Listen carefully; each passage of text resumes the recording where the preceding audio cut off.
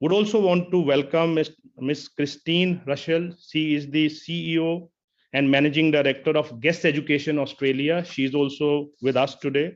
And Mr. Lance Thomas from the CEO Fraser Coast Test Australia. Also would want to welcome Dr. Philip G.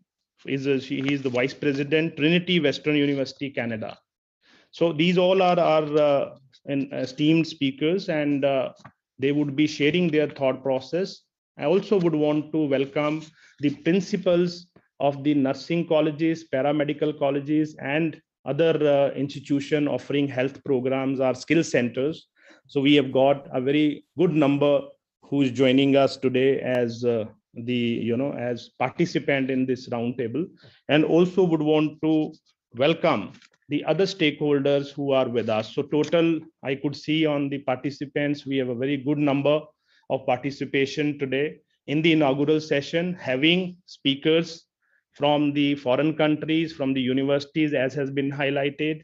We have on the other side, the heads of the institution who represent the supply line for the young workforce. And we have some students also joining in the inaugural session. So this is going to be a wonderful session. And I want to thank ISB for initiating this entire process, and LAMRIN Tech Skill University for bringing such a different roundtable, which is having all the stakeholders representing diverse fields.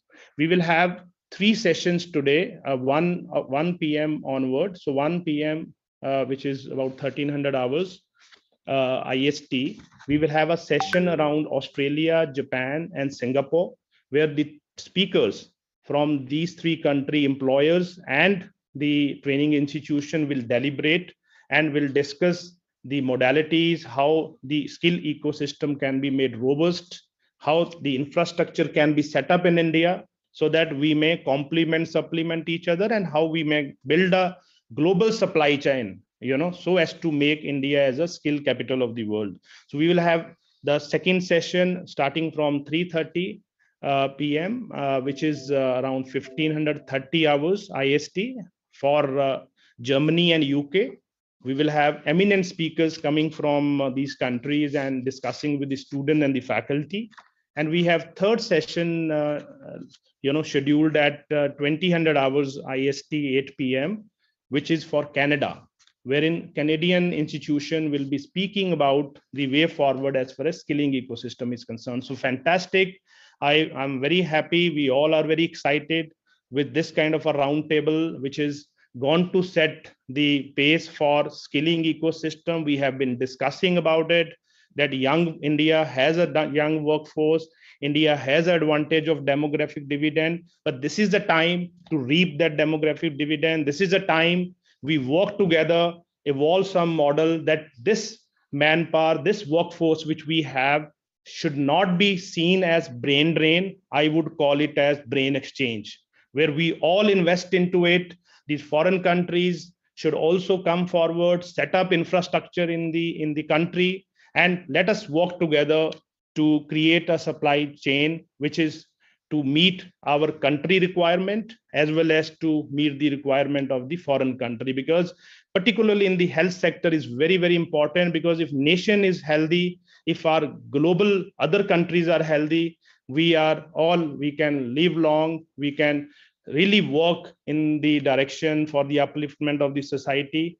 We have seen pandemic 2019, one country affected, it can affect the whole world. So health is one very, very important aspect where we should all work together and create such an ecosystem that we can become a supply chain, and we have that advantage with us. And I'm very thankful to our honorable chief guest who evolved this idea of bringing students into it, bringing faculty into it, and bringing the principals into it, because I've seen roundtables where it is the senior officials discussing in a closed door, and we evolve the kind of policies around it. But this is first time it is an open discussion, and it will be an interactive session. We are not keeping it as honorable Dr. Chaudhary, who will be moderating the session. He was of the view, let us make it interesting.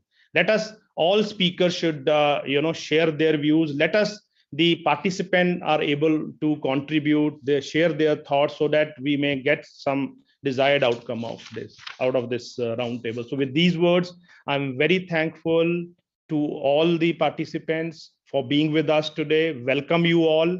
I might have missed any particular name, so I would be sorry for that. But again, wishing you an International Women's Day, and let's hope for the best outcome out of this great roundtable, which is being organized by LAMRIN Tech Skill University, which is the first skill university in Punjab, and Indian School of Business under the aegis of Government of Punjab. So with these words, thank you very much. Thanks from my side. Thank you very much, sir. I now invite Dr. Chandan Chaudhary, Senior Associate Dean and Practice Professor, Operations Management and Information Systems, Indian School of Business.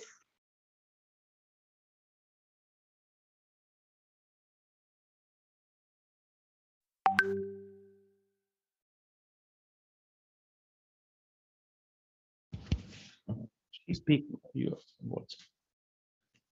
Dr. Saab, over to you. Professor Chandan Chaudhary, over to you. Can you hear me? Am I audible? Yeah, we can hear you, Professor Chandan Chaudhary.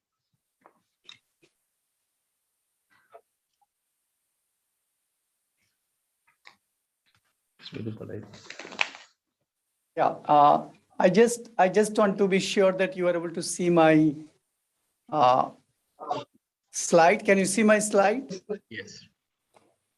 Yeah. Yeah, we can see you. We can see your slides, sir. You can see my slide. Yeah. Okay. So the point that first of all, I would like to remember all the women of the world today, and it is an International Women's Day. I think it's a very special day. One of the reasons we conducted this roundtable on 8th of March, we thought, as far as global economic growth is concerned, and the flow of skilled professionals across the world, right, from country of destination to from country of origin to country of destination, it is extremely important that women plays an equally important role. Now, I wanted to request, there are some people who are actually scribbling on the screen. They should not do, right? Those who are connected. I wanted to say a few thumb rules. First of all, nobody will write on the screen. I can just now see that somebody is writing on the screen. So I want to request the AV section, whoever is writing, can you please switch him off or her, such that our session is not disturbed. I can see somebody.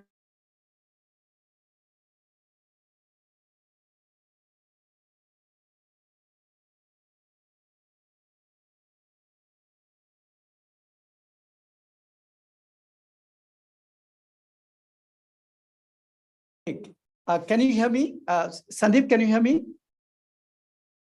Sandeep, can you hear me? Colonel Rajiv, can you hear me? Can you hear me, Colonel Rajiv? Yes, sir. You are Sandeep? Hello? Yeah, can you hear me, Dr. Sandeep?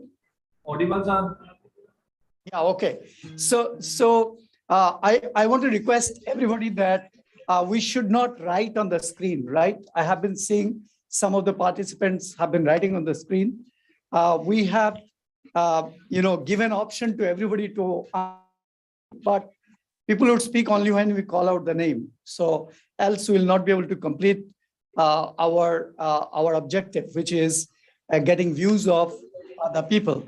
Now, our entire focus is about healthcare workforce. Our entire focus is not a specific country. Our focus is how do we ensure that our planet is healthy? How do we ensure that every citizen of the planet, irrespective of, do they live in a poor country or a rich country? Do they live in a developed nation or in a developing country? That everybody is healthy. Because during pandemic, as Dr. Sandeep said, we have actually seen that even if one person in the society is not healthy, that is a potential risk for everybody else. We do not know the future pandemic, right? We might have something where you will have drug resistance, lethal bacteria. So we need to really work as a single team to really create a global supply chain of workforce in the healthcare sector, which will ensure that our world is healthy. Now, I also want to tell you that there is a perception that migration means brain drain. Me and Dr. Sandeep, we have been doing a lot of research on this topic. We believe that those who believe that brain drain is better than brain being in the drain, believe it is not about brain drain, it's about brain exchange in the interest of country of origin and country of destination. So it's in the interest of both country of origin and country of destination. I want to share a couple of data. First of all, as far as healthcare sector is concerned, I think the workforce in the healthcare sector is truly global citizen, right?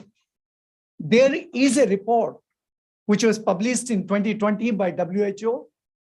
The study shows that if you look at the healthcare workforce in the world, 1 out of every 8, that means 12.5% of the world's healthcare workforce, they might have been trained in a country other than one in which they currently practice. So healthcare workforce compared to other areas is truly global citizen. So this is something which is very, very interesting. If you look at Canada, UK, United States, they all have come out with a different approach to approval of migration for healthcare workforce. I want to share with you that what Dr. Sandeep has mentioned. Share the screen. Sorry? Now share the screen again. Yeah, can you do it?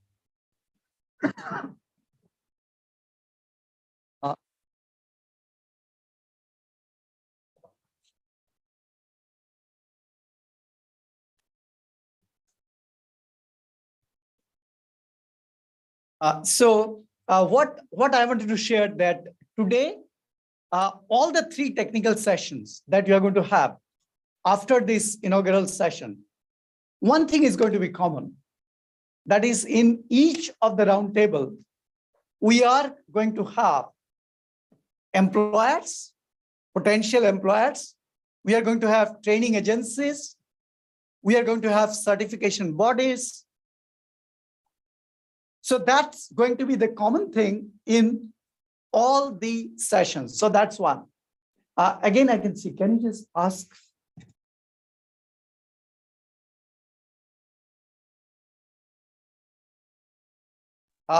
So I'm again requesting people who are scribbling on the screen, please do not do that, right?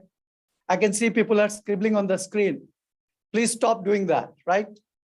I'm requesting the AV section to disable, right? Can you disable that, right?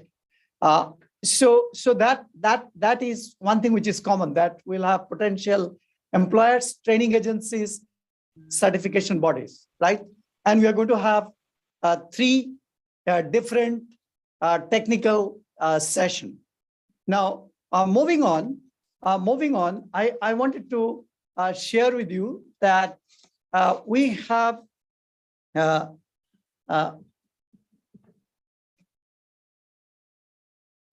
maybe we'll take a break for 2 minutes because I find that we have given freedom to everybody, so that's not working out.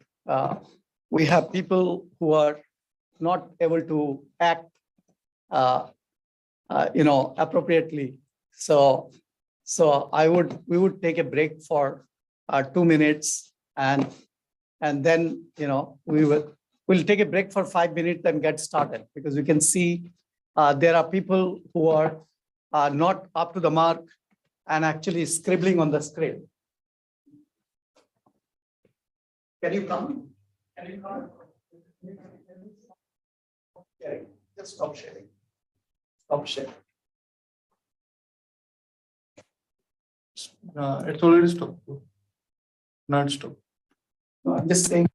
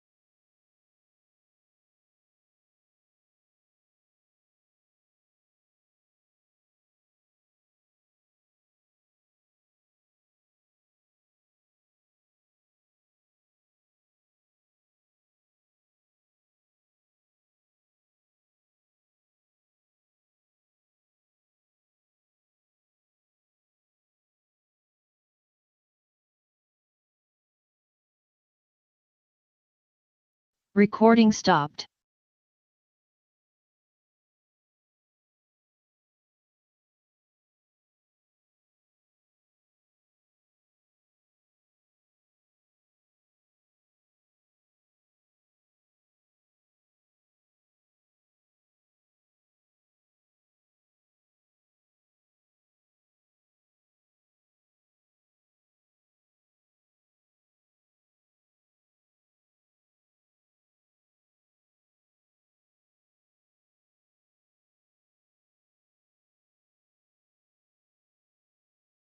Recording in progress.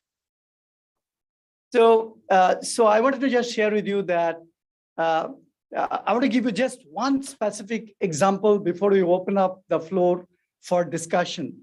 That specific example is the example of recently some of the Canadian colleges which got closed. We made an attempt to collect data, which is primary data, to really figure out what is the magnitude of the problem. So there were 3 colleges which closed down in Canada, and we made an attempt to understand these Indian students who went to study to Canada, what courses they have been doing. So we collected data from 177 impacted students. Our study showed majority of them had gone for doing diploma. You had followed by post-graduation diploma. The third was undergrad course. Fourth was postgrad. Now, these students who went there, when we did a detailed study of the gender profile, we found that both male and female, right? So if you look at male is 45.78% and female is 54.22%. So that this is the gender profile of the students. And we are talking about a very recent incidents. Whatever I'm sharing with you is just about 8 days old, these findings that I'm reporting just now. So meaning, as far as students are concerned, you are talking about both the genders, male and female. Second thing I wanted to share with you that we made an attempt to understand this 177 students sample data that we collected. Where are they? Now, because of pandemic, many colleges started doing online classes. So you have students who have been asked to pay the fees. They paid the fees. They've been asked to get started with online classes. They got started with online classes. We found majority of these students were still in India doing the classes online, remotely, paid the fees, followed by there were also students who were physically in Canada doing the courses. Now, I want to just take another 2 minutes to narrate this, this particular insights from our study. We want to understand who all are these students. We found majority of them got great potential. They have the great potential to contribute to the healthcare industry's success globally. They all are passionate about working in the healthcare sector. Now, many of them, some of them, want to take up job in other sector. Now, when we made an attempt to understand what has been the sources of funds, we found majority of the student, right, burned the savings, lifelong savings of their parents, followed by the other sources of fund was that funds are arranged by parents through money lenders with very high interest rates. Third category was funds arranged by selling, mortgaging the land. So whatever small little land they had, they mortgaged the land, and a few of them took educational loan. And then these colleges became bankrupt. They have been informed they cannot continue. We interacted with the Canadian government, which was very, very helpful. And they are trying to see how to help these students. So migration for study and migration for job both needs global attention. And it is in the interest of country of destination and the country of origin that they collaborate. And that we look at this entire topic as far as healthcare sector is concerned, as an area where we are talking about brain exchange, we are talking about thinking about the global health of every citizen, whichever country they may be. So this was a kind of context. So Dr. Sandeep, I just thought I will open this forum for discussion. I do not know if Mr. Marcus Ost is right now on the call. If Marcus is on the call, then I wanted to request if Marcus could unmute and share a few words. Over to Marcus. Yeah, thank you very much for the handover, Mr. Chowdhury. Do I speak it rightly? Good morning from here, from not directly from Germany, but I am at the moment in Delhi, together with my colleague Kartik. So he will just give us a short information about the background from iMove, and then later on I will explain, give a bit of some words about the health system in Germany. But first of all, I would like to give my greetings to all the women in the world, to the Women's Day today, especially to the women and children. They are on the run worldwide because of the challenges in the world. So that's my special greetings on that.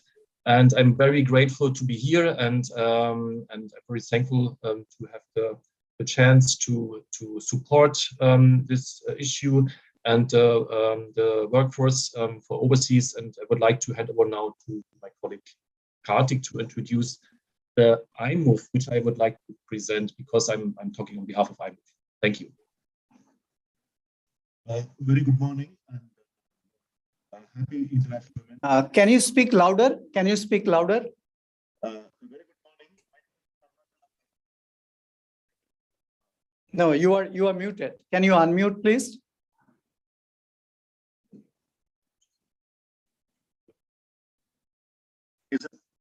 Am I audible? Yeah, now we can hear you. Yes. Yeah. First of all, happy International Women's Day and our heartfelt gratitude to all. Sorry, your voice is not audible. Your voice is not audible. So maybe we'll get back to you. You may ask your technical people. Maybe I would get back to you again. Okay. Can you just speak? Are you able to hear? Arunachalam, can you speak? Yeah. Yes, I can. Now you're audible. Yeah, go ahead. Yeah, go ahead, please. Thank you for the opportunity for us to come here today. And I'm representing iMove. iMove is an initiative by the German Federal Ministry for Education and Scientific Research. We are here to impart the German dual system. So we are not able to hear Arunachalam. I think Arunachalam, you can check Yeah, your maybe voice. we'll get back Yeah. later. You are not audible. Yeah. Let's Dr. We Sandeep, are I not just thought if Anurag Bhushan is there, is Anurag Bhushan there? Mr. Anurag Bhushan? Yeah, he's there. Actually, he was trying to log in. Okay. He was not able Then- to see, but he'll be Okay, joining. how about Himangi? Is Himangi Bharadwaj there, Dr. Himangi? Yes, Is I'm Dr. here. I'm here, Yeah, Dr. Professor Chaudhary. Yeah. Can you please, share your thoughts? Thank you so much, Professor Chaudhary. And first of all, starting by just thanking the organizers for inviting the British High Commission, and a quick apology from the High Commissioner. He could not join us. He's in the UK currently. He's traveling. So first of all, I think the premise which is set out as the context is really relevant in today's time. I think, as was mentioned in the beginning, the pandemic has shown very clearly that any part of the world cannot be healthy without another part of the world being healthy. So, we are now all talking about global health rather than health of nations individually. And as you're aware, for the UK, the NHS's strength is its diversity. And the doctors and nurses who work in the NHS, a large part of them actually come from India. So they are of Indian origin. They have moved to the UK for various reasons. And what our effort is to make this process as streamlined as possible. I think brain exchange was mentioned today, which I think is a fantastic term. One of the things we've focused on recently is something called brain gain, rather than a drain on resources on any part of the world. And 3 or 4 things that I wanted to mention very quickly. One is that, as you know, the WHO has put in place a framework for ethical recruitment, and the UK is strongly behind this. I mean, we would not want to recruit from any part of the world where, the health system will actually get depleted if we recruit. So I think ethical recruitment is a large part of this. But also, secondly, thinking about creating mechanisms so that the people who do have the talent and the skills to work, not just for their own country, but in other parts of the world, have the mechanisms that they do not leave the sector. That is a very, very important priority for the UK. You see today, qualified doctors, nurses, and allied health professionals working in other parts of the economy. This is something that the UK would want to try and work against if we can. I mean, this is gold dust, as we've seen in the pandemic. You know, health workers are the backbone of any health system. So for the UK, encouraging and creating mechanisms that are ethical, that are easy for people to move seamlessly between countries, that discourage any kind of, you know, slavery or any kind of abuse. We all know middlemen, we all know touts, we all know the systems that cause people to go from here, whether it's nurses, whether it's allied health professionals. We've seen them stuck, you know, in another country, whether it's in the UK, working menial jobs. This is not something that the UK would like to encourage. And so our Department of Health and Social Care has reached out to various state governments at the state government level to try and create direct mechanisms where government here can identify institutes, and we can at the UK end identify the recruiters, so that this is an entire government to government system. People do not have to go through any middlemen. The second thing we are trying to do, as I think this was mentioned right in the beginning, UK and India are currently working on a foreign trade agreement, as you know. It's one of the most ambitious FTAs UK has ever agreed. And one of the major components of this is health workforce. And what we're trying to do with the Ministry of Skill Development is to actually identify and define the careers that we want should be able to move seamlessly. And I think the sort of key to this is ensuring that our career pathway definition is sort of equivalent across the two countries. So I'm really keen to hear both from other panel members, but also from the students and the faculty here today on where they think the challenges lie when they want to work in the UK. What is it that the UK can do better? Where is it that they're still facing challenges? We know visa and the English language requirements. Himangi, maybe I'll get back to you again, right? I mean, I think some very good insights. I was just thinking, if Mr. Bruce Poe is there, who is CEO ITES from Singapore, is Mr. Bruce there? Yes, I'm here. I hope you can hear me clearly. Oh, absolutely clearly. It's just like you're sitting next to me. Yes. Oh, great. Finally, I think good we're getting morning it to right. everybody, Yeah. and a warmest greeting from Singapore. I think I'd like to comment that the COVID-19 has focused the world on healthcare issues. In particular, healthcare professionals, talking about doctors, nurses, allied healthcare workers, what have you. So even before the pandemic, you can see that every country find shortages, particularly nurses, you know, in our own country. And there's a big demand for actually healthcare workers in every country. And with the COVID-19, I think it has shown that many countries have found that maybe they are under-providing in terms of healthcare budgets into their healthcare, provisions for their own citizens.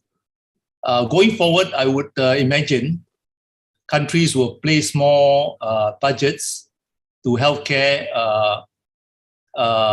in their own country, and also to increase the number of healthcare professionals. And there's a great need, even right now, with the pandemic still ongoing, and healthcare workers are overworked in many countries, in fact, all countries, some even more than others. There's a pressure to increase the number of healthcare workers.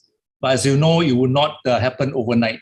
So there's a dire need for institutions working with healthcare institutions and hospitals to churn out more healthcare workers for the needs of all nations. So I can imagine this is a very timely forum that and roundtable discussion to talk about training in terms of healthcare professionals.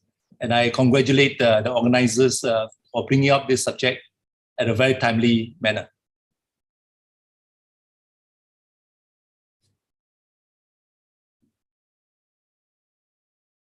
Thank you very much. I think you have articulated it extremely well, the real problem and the need for a global collaboration.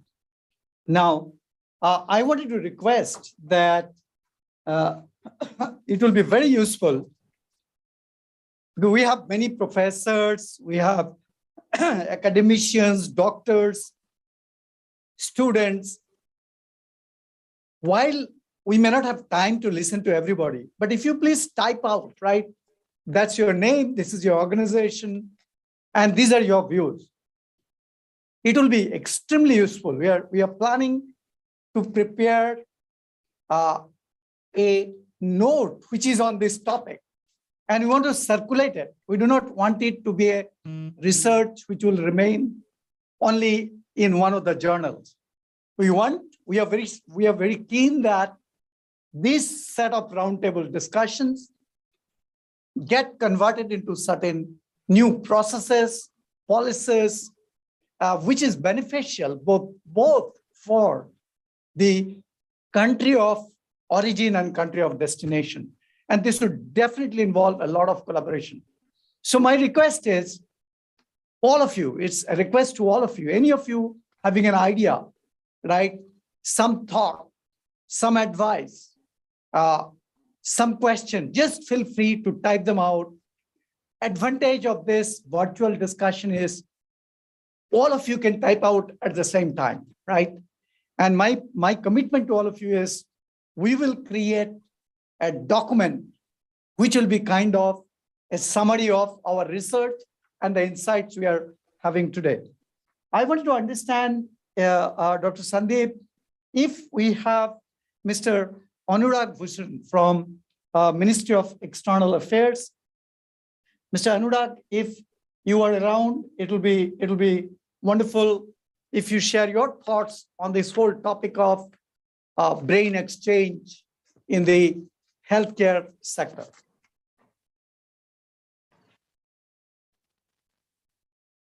Is Mr. Anurag there? Yes. Yeah. Can Yes, you hear over me? to you. Over to you. We can hear you. Yes, absolutely clearly. Yeah, first of all, thank you very much for inviting me to this roundtable discussion. Lot of thanks to Government of Punjab, to ISB and to the other institutes who have joined together on this very pertinent topic. As you all know, the criticality of the frontline healthcare professionals has always been important, but it has been truly highlighted during the recent COVID-19 issues. In the current era of changing demographics and technological advancements such as automation and digitalization, the global labor market is also continually evolving. So I think these two phenomena is making the supply of healthcare professionals to around the world a very important issue. And I'm very thankful that that I've been invited to speak on this occasion. Let me point out that according to World Health Organization, the shortage of labor health professionals is expected to reach 18 million by 2030. As a result of the worldwide dearth of healthcare workforce, their demand has also risen. At the same time, there is need for not only doctors and nurses, but also geriatrics, long-term care, palliative care specialists, and in general, all professionals working in healthcare and social care. Ladies and gentlemen, India has the largest number of medical colleges in the world, producing highly qualified health professionals every year. Also, the language competency of Indian health practitioners acts as an advantage in migrating to countries that need English-speaking workers, because English is the language of instructions at most of the Indian Health Training Institute. These are the positives that we all know about. Moreover, recent years, India has invested in increasing the capacity of its healthcare professionals, and we have set up 22 new AIMS. There are multiple referral hospitals that are being converted to medical schools. There are 157 new government medical institutions that are being added in the state. All of these are very heartening developments that to our mind constitute a very big step in terms of India and addressing the worldwide healthcare professional gaps.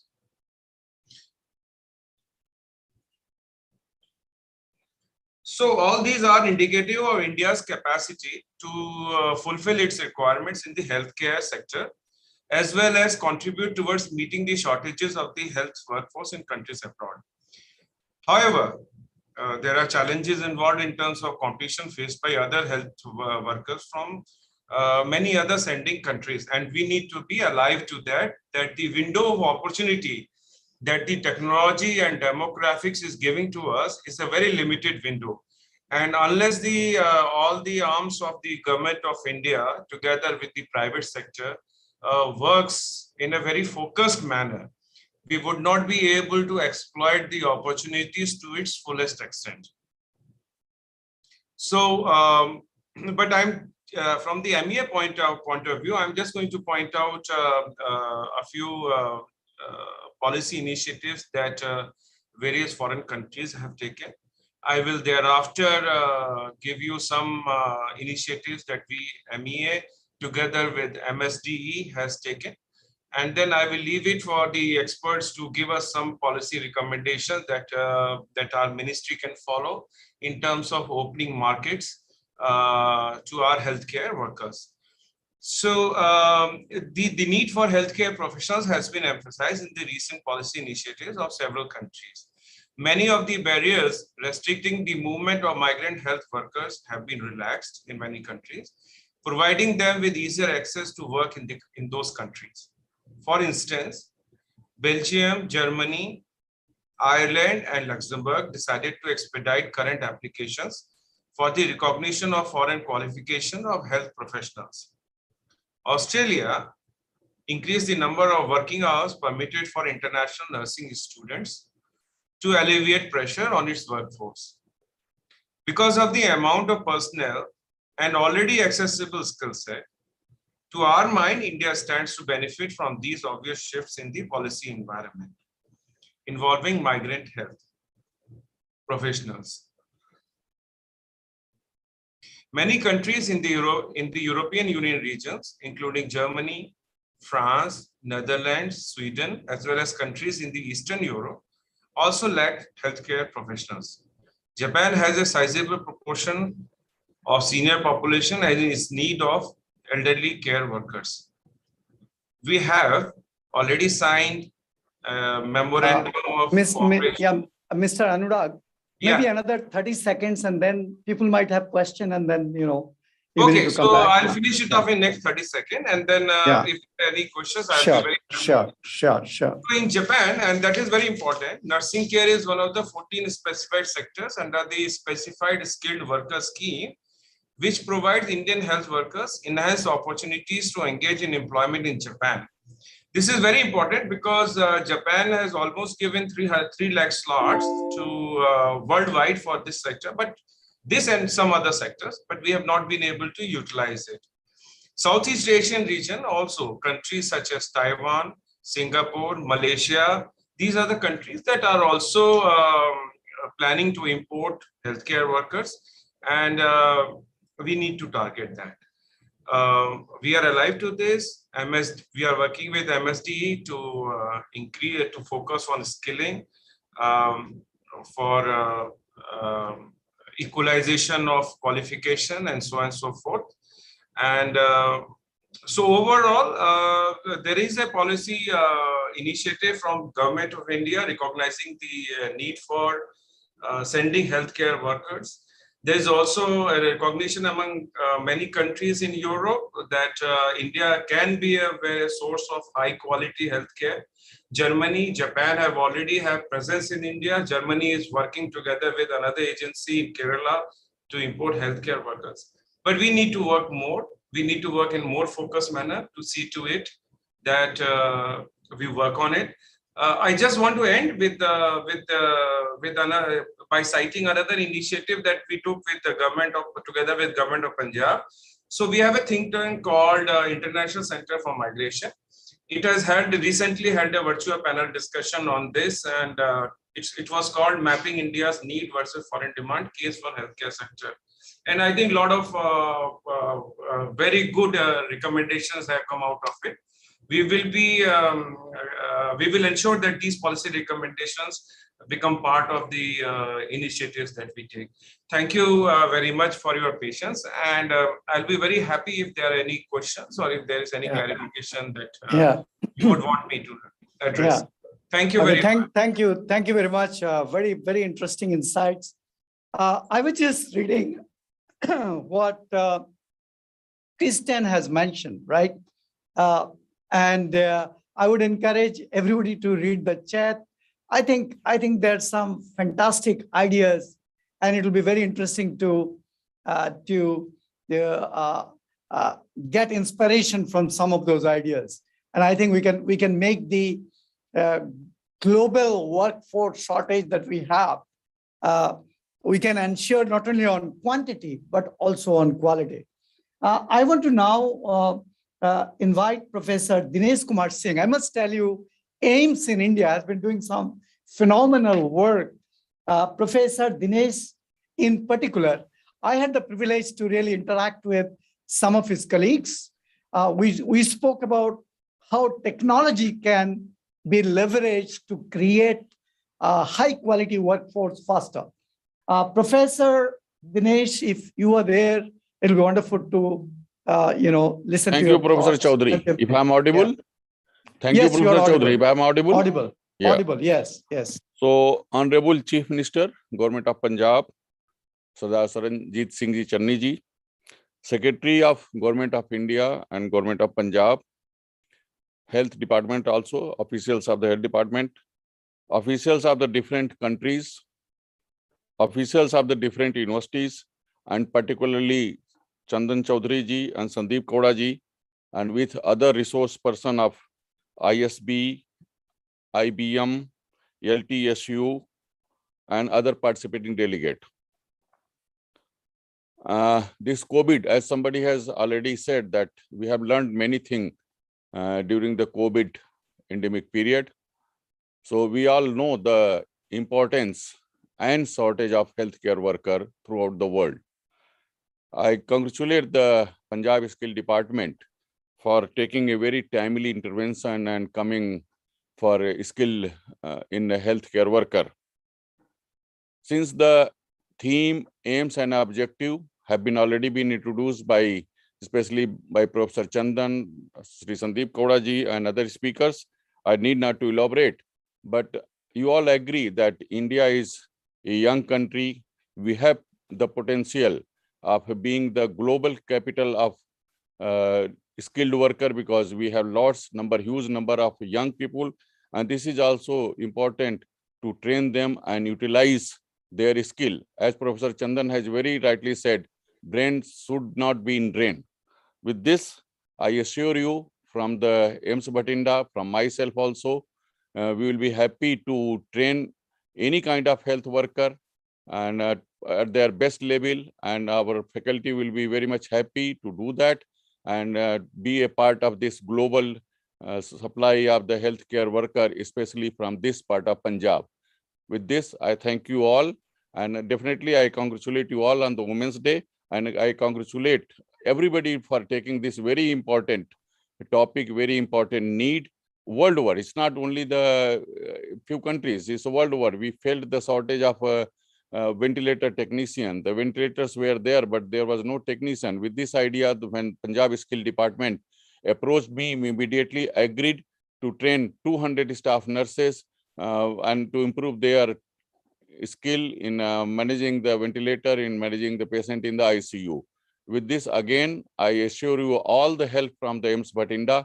We are ready to train any number of health worker which can be useful for the society and to the other country. Thank you very much. Thank you, Professor. Thank you, Professor. I think it has been very inspiring knowing you and interacting with you and your colleagues. I think you all have been doing some phenomenal work.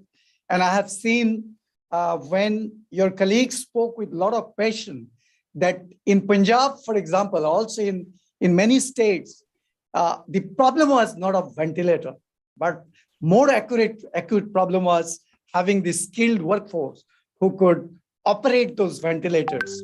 And as I look back, I know my students who died during COVID. I know the spouse of my students who died. I know my relatives who have died. I know my close friends who have died. Now I think skilled workforce for serving the global healthcare sector is a very important topic. I also wanted to make a statement. Those of you who want to do some joint collaborative research with us will be extremely happy. And I think this is a problem which will need collaboration. I would like to know, in case Ms. Ruma Kumar Busi, Managing Director for India at Trade and Investment, British Columbia, Government of British Columbia, Canada. If she is around, it'll be wonderful to listen to her, some opening comments from her. Thank you, Dr. Chaudhary, Professor Chaudhary. I'm here, very much here. And can you hear me? Yeah, we can, very clearly. Okay. All right, great. Good morning, and thank you very much for inviting me to be part of this very interesting discussion. Thank you to ISB, LAMRIN Technology, and to the Punjab Government and Chief Minister's Office for giving me this opportunity. Now, globally, COVID-19 has exposed a shortage of healthcare skills, and the province of British Columbia in Canada that I represent, or Canada as a whole is no exception. We all felt the shortage of healthcare skills. We also saw that during COVID, healthcare workers from India did travel to several other parts of the world, such as UAE and Maldives, to help them overcome shortage of skilled professionals. So if we are to avoid a similar situation in the years to come, I think certainly there's a need to link the labor markets across the world in critical areas such as healthcare. I think it's just simply something that we cannot wait, anymore to do. And then the other ticking, time bomb that we have is the aging population around the world. And, in the next 3 decades, the pressure on healthcare and healthcare workers shortage is going to increase manifold. So we need to do something about it now. And that right now is the opportunity for us to create a global talent mobility framework. But for that, there's a few things that we need, which I feel are lacking right now. One is mutual recognition of qualifications. I think that's really critical when we're looking at, a global talent force or for the healthcare sector, especially. And then, circular migration agreements between countries, which agree to share critical human resources in times of dire need, such as the pandemic. So when there's a need in one part of the world, governments collaborate and they agree that they're going to help each other by providing that critical manpower and trained manpower that's needed. And I think, to my mind, the third part is really right now, we've seen. So as Professor Chaudhary just pointed out in his presentation, there's a number of Indian students that actually went to Canada to study. They're going all over the world to study. So they're in a situation right now where they're having to choose between India and the other part of the world. So, even in India, we need to create a framework and infrastructure where, Indian healthcare workers are able to practice in the country itself if there's a need here, and able to travel outside if that's what they needed. So basically, the ultimate aim is to have global talent mobility, and where talent is actually able to move where there is a need and a demand, and not just move, brain drain. So it's actually brain mobility that's really required. So I'm going to leave it there, and thank you. Over to you, Professor Chaudhary. Wonderful. Thank you so much. I was wondering if Dr. Philippe is around. I was very keen that Dr. Philippe is the Vice Provost and Vice President, Trinity Western University, Canada. Are you around, Dr. Philippe? Yes, I'm here. Can you hear me okay? Yeah, we can hear you very clearly. Thank you. Thank you for the invitation to join you today and recognition of International Women's Day. I have 4 women in my household, my wife and 3 girls. So I'm familiar with personally the impact women make on all of our lives. It is clear that the combination of the internet age, global accessibility, and global impact of the pandemic, as well as the ubiquitous nature of mobile devices, have altered human consciousness and identity. We've faced the challenges of the pandemic together as a global community, but also separate in our individual countries, communities, regions, and our families. It is clear that the global demand for healthcare and mental health services has increased as a result of these pressures, and we are at a critical juncture in the shortage of healthcare workers and mental health workers worldwide. With the democratization of knowledge and global accessibility comes a volume of information that is constantly in turmoil. People around the world have neither the technical, cognitive processing, or psychological maturity to understand the kinds of information they receive, let alone to make good use of the information that they have. This has exacerbated the pressures on the healthcare system because it has contributed to an increase in mental health issues that we face in our young people, in our families, and in our communities. The world has become a complicated place. It's become a place where there is conflict and tension, and also a place where human beings are ill-equipped to make sense of the world that they find themselves living in. Not only do we need healthcare workers and professionals for the 21st century, but we need a certain type of healthcare worker and professional. We need people who are equipped, not just as technicians, but also as thought leaders and practitioner leaders to help to innovate our healthcare systems worldwide. I don't believe we will actually be able to address the healthcare worker shortages that we face. I think the pressures of an aging population, the ongoing demands of the pandemic, the increase in mental health issues worldwide are going to continue to produce challenges to our ability to resource healthcare systems around the world. And as a result, we need to develop the next generation of leaders in the healthcare system who can innovate and create adaptive systems that can help us not only look for human resources solutions to our problems, but also look to system change. Trinity Western University, as a university in Canada, is known for the way it equips educators, healthcare professionals, counselors, human services professionals who are committed to deliver compassionate care to people across the globe and to train people in more than just technical skills, but also in areas like synthesis, analysis, moral and civic reasoning, critical thinking, and leadership. And I believe these are the kinds of skills that we need to develop to build up the next generation of leaders to take us forward across the globe. Thank you. Very much. I think this was some very interesting highlights. Thank you for sharing the kind of work you all are doing. I wanted to request our friend from IBM, Vittal, if you are around, Mr. Vittal M. Madhyalkar, Program Director, IBM Innovation Center for Education. Are you around? Yes, Professor Chaudhary, can you hear me? Yeah, we can hear you. Yes. Okay, great.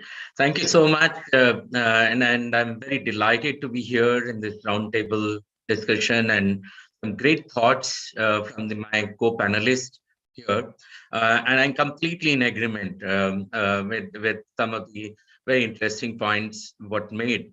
I just want to add a couple of things, being from IBM for many years with IBM and as a technology, and myself being there as a technologist. We all know, and I think earlier Mr. Bhushan also mentioned about digital skills from technology. Technology is getting in everywhere, and as we talk, new things are keep coming, new areas are coming in, which impacts the way of business models, our processes, even job roles are getting new job roles with new skill sets are coming in. And this is where I think I'm very proud, we having kind of associated with the LAMRIN tech skills, as an anchor partner, bringing in those skill sets, right? Especially in terms of the content, be it into automation or blockchain or artificial intelligence. While the core skills are required, but what is needed is additionally those newer technology skills are going to come in, and we have been assessing it internally, how these technologies going to impact and the kind of job roles.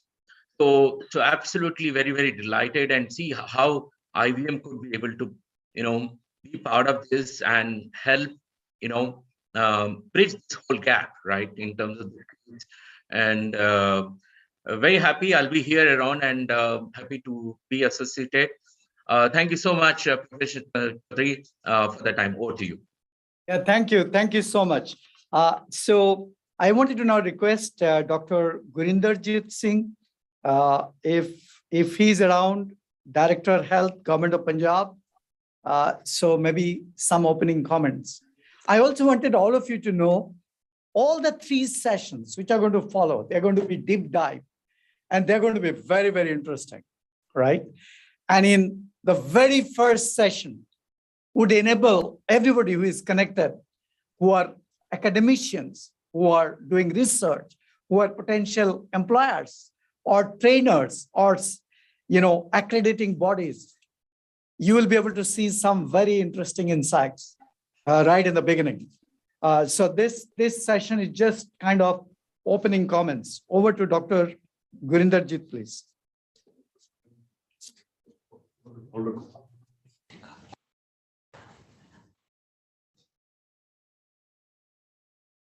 So I understand Dr. Gurinderjit is not there. I just got a message. So I was wondering if Dr.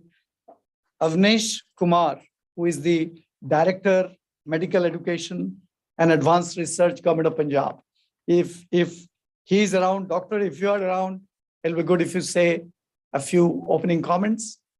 Good morning, everyone. Dr. Avnish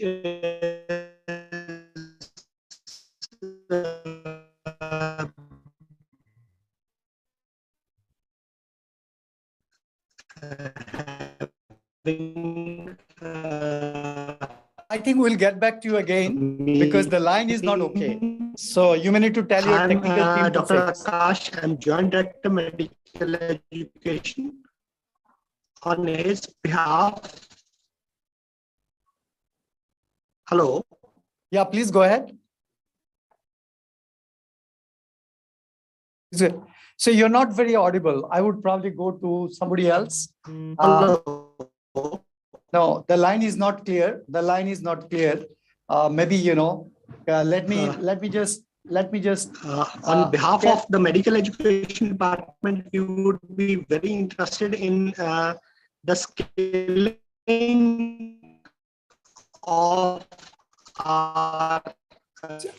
Sorry, you are not audible. Sorry, we will get back to you again. We would be very interested in the scaling of our health. Sorry, you are not audible. We'll get back to you later. Can I hear some opening comments from Ms. Christine, who is founder, managing director, GESS Education Australia. You wrote some very interesting insights. Maybe a minute of opening comments. Are you around? Christine, are you around? Yes, hello. It's Christine here. Can you hear me? Yeah, we can hear you. Please go ahead. Okay. I was just in the middle of writing another little essay when you called my name. Yes, so I'm the Managing Director of GESS Education in Australia, and some of the points that have been made so far are very interesting in regards to especially the mental capacity, the global talent mobility that was mentioned. And I think what I was mainly trying to put across in my messages was the alignment. There needs to be a really good alignment for the student and for the job. So in other words, we don't want students choosing the health sector mainly to actually just want to get a visa. If they are studying... Can you hear me? We can hear you. You're very clear. Yes. Okay. Dr. Saab, Honorable Chief Minister has come. He is with us now on the screen. May I request you, I think if he wanted to share his view, then he has a meeting. So maybe we may request Madam Christine. Then we'll get back to you after yes, the no worries. talk by the... So over to the Honorable Chief Minister. We are all here to listen to you. Thank you very much. I especially thank LTSU, LAMRIN Tech, Hill University, Punjab for holding this roundtable on supporting skilled healthcare work both from India to overseas for the global skill shortages. This is a very good initiative and we are proud of this university, and I am happy that I I'm instrumental in this establishing this university as Chief Minister. I cleared this university from the government. So, university is doing good. We sincerely need skilled force because the force that our company, our industry need is not available in Punjab. And now this university will go better and make the youth skilled in Punjab so that we can complete the international market and send our wives and girls to the other countries for working there. So thank you very much for calling me in this seminar and really thank you to the Chancellor of this university. Thank you. Thank you very much to the participants who are here. And,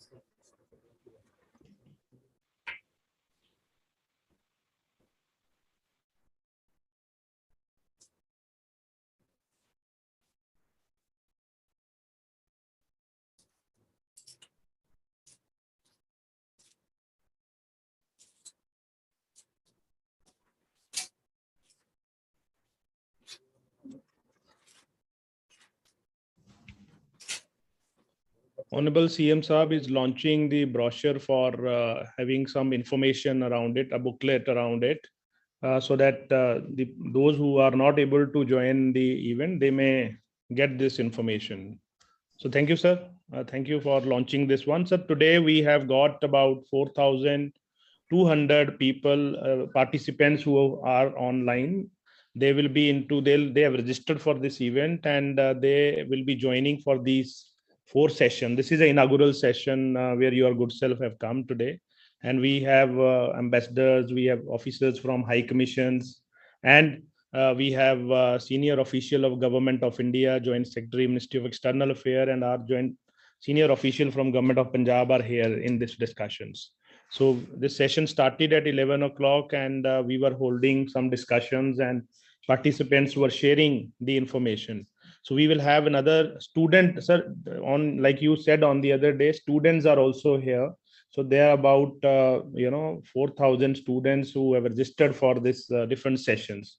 So we will have technical session at 1 o'clock for Australia, Japan, and Singapore, and then 3:30 for Germany and UK, and 8 p.m. in the evening for Canada. And these all sessions where student, faculty, and the employers and international training agencies are, they'll interact and they'll share how we may do the skilling in Punjab and in India for overseas employment. So that's a discussion, sir, which we are holding today. And like you said last time, that we should also bring student into it. So this is first time in any such discussion, students are also discussing and they are participant in this conference. So thank you, sir, for being with us. Over to Professor Chandan Chaudhary. Yeah, in fact, I just thought that maybe, Christine, you could just, you were trying to conclude your concept. So if you could just do that, then I would move to the next speaker. Christine, are you still there? Yes, I'm still here. Yeah. Hello. Yes, thank you once again for firstly accepting me into this roundtable. It's been very interesting, and I want to congratulate everyone so far. It's a little bit of a rough start at the beginning there for technical reasons, but the insights from everybody have been truly amazing. My point I was trying to get across was, I suppose we have to ensure that students, for the aged care in particular, they must be aligned to that type of work. So it's not a matter of, they have to be skilled in a way and in a length of time to make sure that the trainers can really gauge whether they are right for that industry, that they will be able to understand working with elderly people or people with disability. So I think that needs to be in consideration, and especially the length of the courses.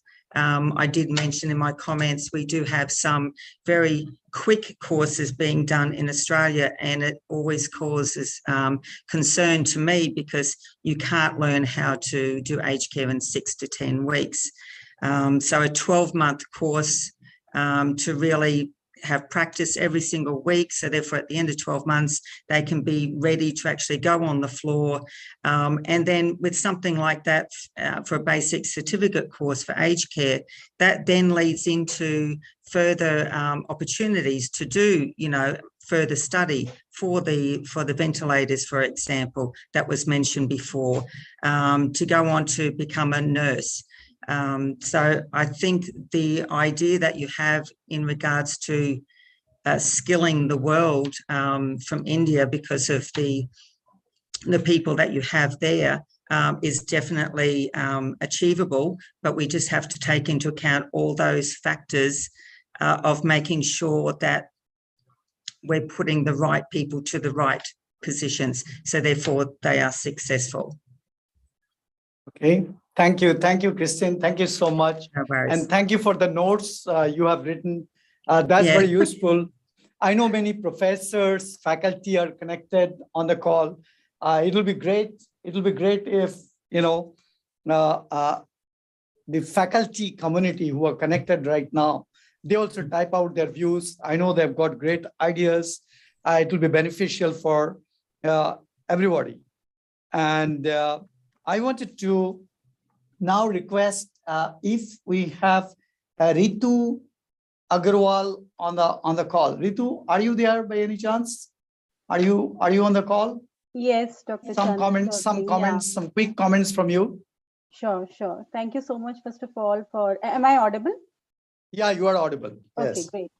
So first of all, thank you so much for inviting me to this roundtable conference. I would not like to, repeat or re-emphasize which all our eminent speakers have already done regarding the importance of, healthcare workers and their significance. But I will definitely say a few things which might be of interest to everyone.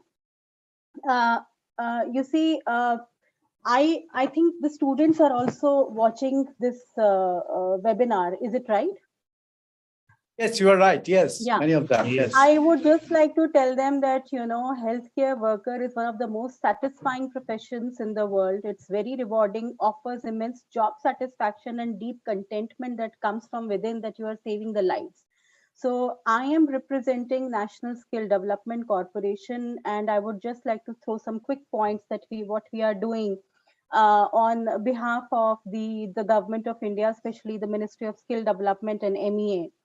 You see, Japan, will need almost 6 million foreign workers in 2040, 4 times than what it has today, as per the Japan government report.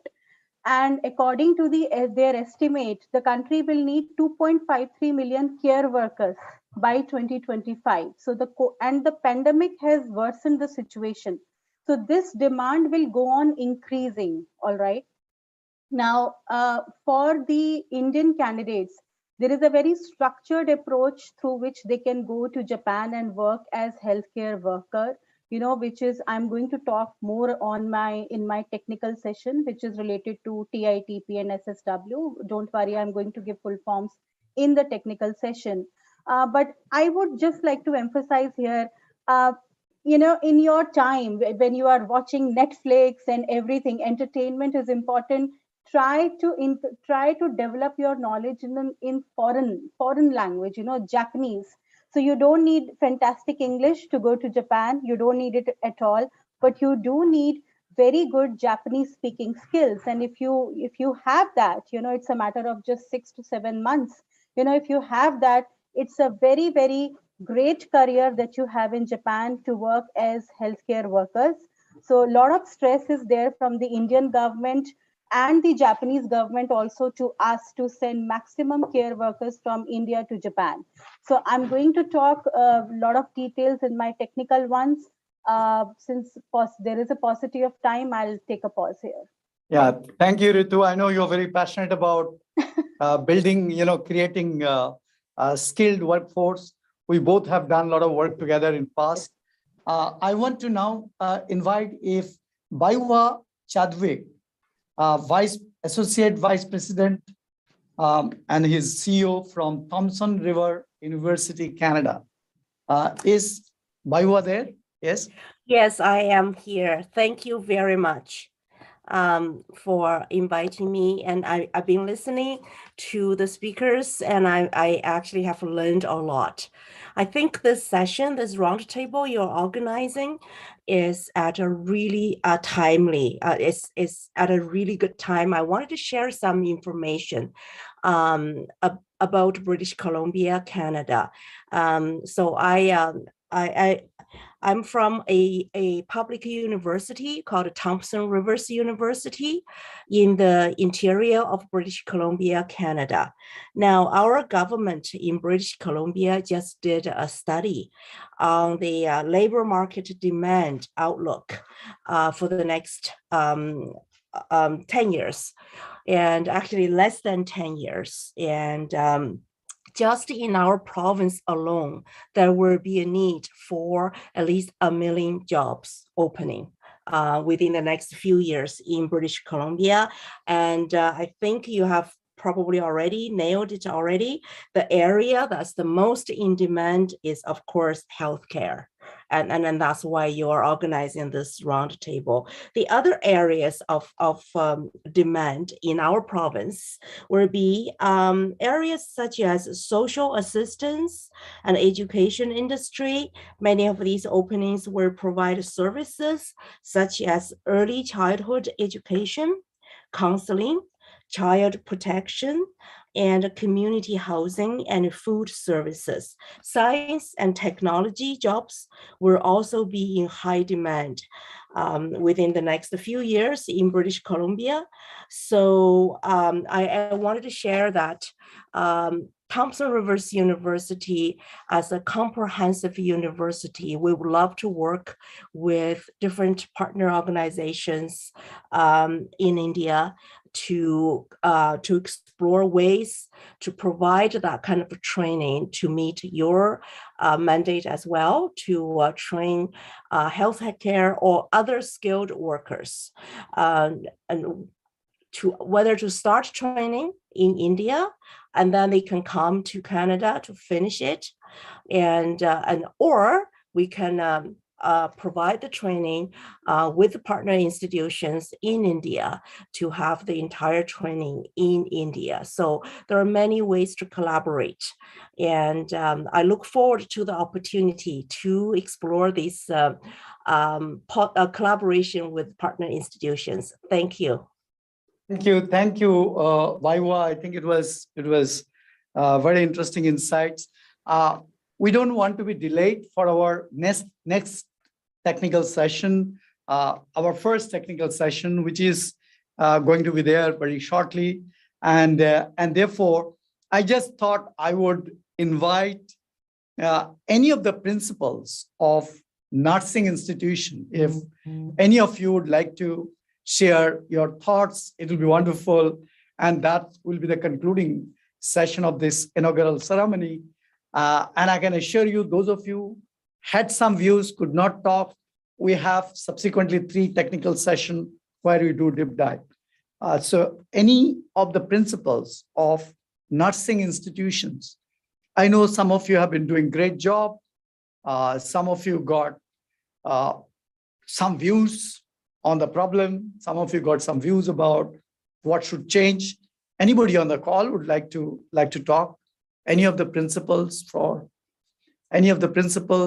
professors from nursing institution? Most of them are, because due to control, I'm Dr. Sandeep, they are on mute. Okay. We will, because system has muted them. Many of them want to say. I could see a lot of chat, a lot of people are raising hand. So they are unable to unmute themselves. Can our technical team unmute at least one of them? Yeah, because they are raising hand. What? Yeah, maybe we can unmute Yogesh Sharma, Pathankot. Jugesh Sharma, yeah, if he want to say something. Yeah, good morning, everyone. I'm audible. Yes, you are audible. Okay, so I'm a center head of a skill institute in Pathankot, Punjab, and we are trained around 140 candidates for basic care support on COVID frontline worker, which was streamlined by Punjab Skill Development Mission. And I have seen that very enthusiastically students have came in front for this kind of courses, even for the help of medical staff, as well as for their career. They came in front, and they have given very good efforts to learning these skills. And also at this moment, our students are serving in Civil Hospital Pathankot, which is a government hospital, and they are doing all the COVID testing also. They are going for vaccination also. They are in in the field working to relieve kids, and supporting the COVID patients. They are calling and guiding COVID patients, so they are learning a lot. So I think it's a very big opportunity that government have provided. And after that, if they get a chance to get settled abroad to work as a health worker, it will be very good. And I appreciate government that they have given such chance. Thank you very much.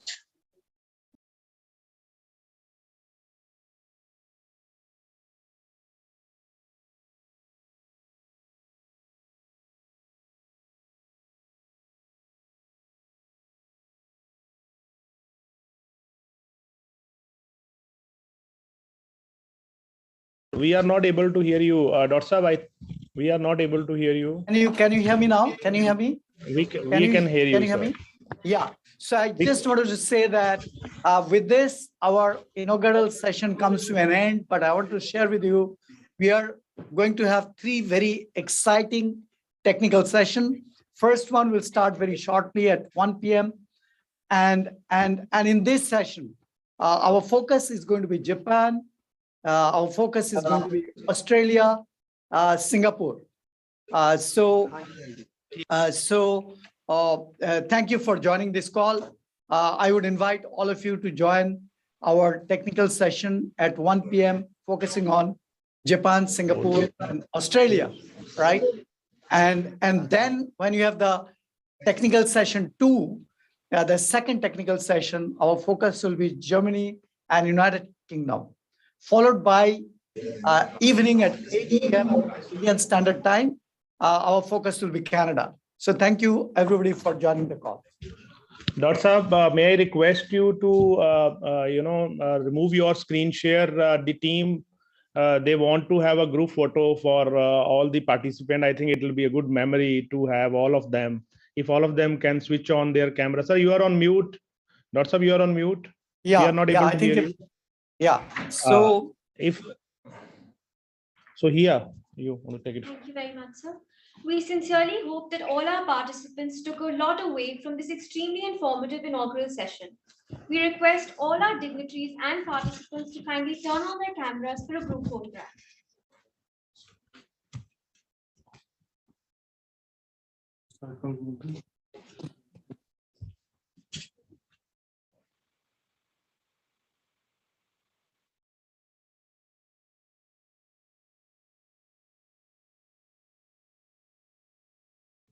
All of you are requested, like here, what he has said, may I request everybody to please switch on your cameras so that all of, we may have one group photograph just for a memory.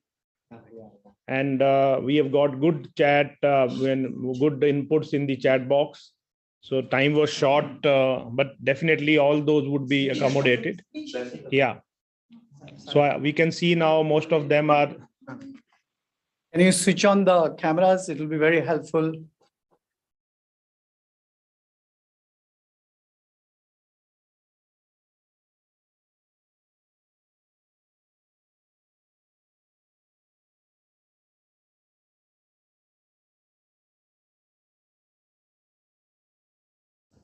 Sandeep, once you are done, you need to say, then you can. Yeah, they are just, I think they are in process of taking the photograph. Can I request So it everybody is- to switch on the camera, those who are having that access, right?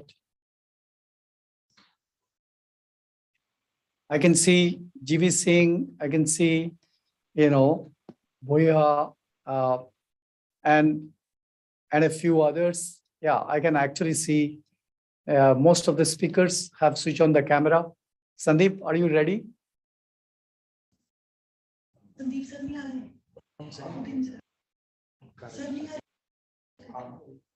Yes, sir, we just a minute. That just a minute. I are ready.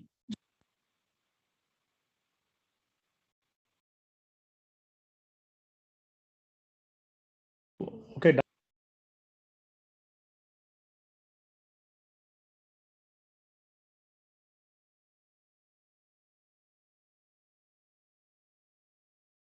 So, sir, we are done. Thank you very much, Dr. Saab, Dr. Chandan Chaudhary, for this wonderful session, and thank you to everybody for being with us. And special thanks to the esteemed speakers who spared their precious time for be with us. We will now go for some technical sessions, and thanks for being with us. Thank you, Dr. Chandan Chaudhary, for organizing this session. Though time was short, I could see a lot of input in the chat box. Would request you to incorporate all these in the report, which will be finally published by the institutions concerned. And thanks for being with us. Thank you to everybody. Thank you. Thank you. Thank you. Yeah. Thank you. Bye. Thank you, everybody.